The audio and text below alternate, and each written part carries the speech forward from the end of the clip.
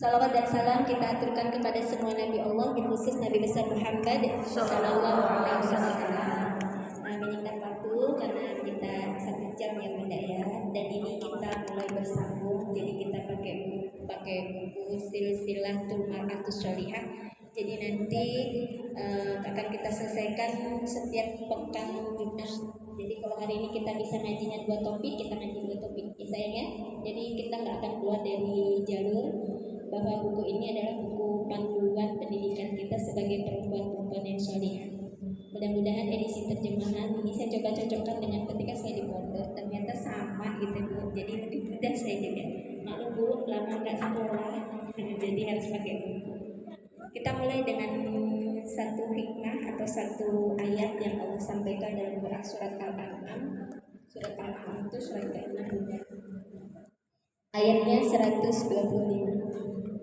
A'udzubillahi minasyaitonirrajim. Bismillahirrahmanirrahim. Faman yuridillahu an yahdiyahu yashrah sadrahu lil Islam. Barang siapa yang oleh Allah dikehendaki untuk mendapatkan hidayah atau petunjuk, dia akan membuka sadrah. Sadrah itu apa? Dadanya. Jadi kalau kita dapat petunjuk, dapat arahan atau dapat hidayah, itu pasti dada kita jadi lapang. Pernah nggak ibu ngerasain ada sesuatu kok enak gitu deh? Itu namanya hidayah. Makanya kata Allah, hidayah itu punya aku. Tugas kamu ngasih tahu aja aja. Tapi hidayah itu Allah yang kasih. Makanya kita nggak boleh ketahui ya Bu. Kadang-kadang kita merasa kita tidak dapat hidayah gitu. Padahal kita malah nggak dapat hidayah. Kan di belakang kita malah dapat hidayah kadang-kadang. Itu taunya dia dapat hidayah gimana? Yang lain nggak dapat, biasanya dia datang lagi. Jadi kata Allah dalam surat Al-An'am ayat 125, barang siapa yang dikehendaki Allah akan mendapat hidayah, maka dia akan membukakan dadanya untuk menerima Islam. Mudah-mudahan kita semua hadir di sini dan rangka kita mengejar hudan. Ibu, mengejar apa sayang? Mengejar hidayah. Terus kalau kita minta ihdinas shiratal mustaqim, minta petunjuk sama Allah.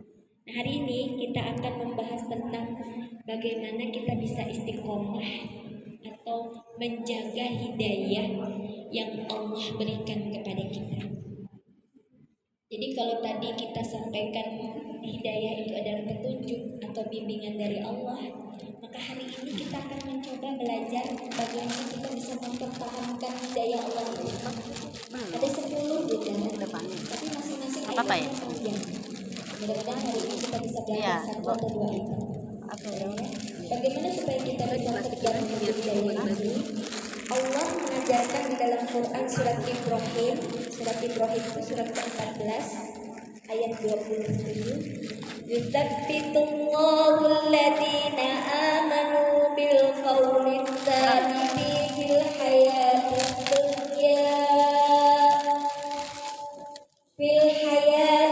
dunya wa fil akhirati wa yufaddilullahu adh-dhalimina yaf'alullahu ma yasha. Allah akan meneguhkan iman orang-orang yang beriman dengan ucapan yang teguh di dalam kehidupan di dunia dan di akhirat. Dan Allah akan menyesatkan orang-orang yang zalim dan berbuat apa yang dia kehendaki. Jadi orang-orang yang punya iman di dalam hatinya, maka sama Allah akan diberikan keteguhan kehidupan di dunia dan di akhirat. Artinya apa sayang? Allah sudah kasih hidayah, kita iman yakin pasti dikasih kedudukan. Minumnya berarti Mbak. Karena selalu kita sampaikan sabab iman ya Bu. Sabab iman dan yakin. Kalau imannya kita nggak yakin ya nggak akan mungkin. Aku mau buang sampah ya. Bagaimana kita menjaga hidayah ini? Yang pertama berdoa kepada Allah. Orang ada. Ihdinas shiratal mustaqim, tunjukkanlah kami ke jalan yang lurus. Ibu berapa kali minta ini? Wajibnya berapa kali Bu? 17 kali wajib Bu. Selebihnya tidak terhitung Bu. Sholat sunnah rawatib, sholat sunnah duha, sholat sunnah tahajud. Ya Bu, belum lagi kita sholat mutlak. Ya Bunda ya banyak sekali. Makanya kata Allah, doa merupakan untuk mencapai keinginannya. Tapi doa itu akan sampai kepada Allah kalau kita ikhlas kepada Allah, jujur dengan doanya, dan senantiasa membersihkan hati dan dirinya dari penyakit-penyakit hati. Nah, jadi Bunda, bagaimana kita bisa mempertahankan hidayah atau petunjuk atau bimbingan Allah tadi? Jadi orang yang dikasih hidayah itu dadanya akan dibuka sama Allah. Dibuka itu bukannya dadanya dibuka kayak Nabi Muhammad dibelah ya Bun. Diberikan ketenangan, petunjuk atau seperti ngeklik gitu Bun. Kayak ilham ya Ustazah ya. Kayak ilham. Atau Bunda lagi dengerin sebuah kajian.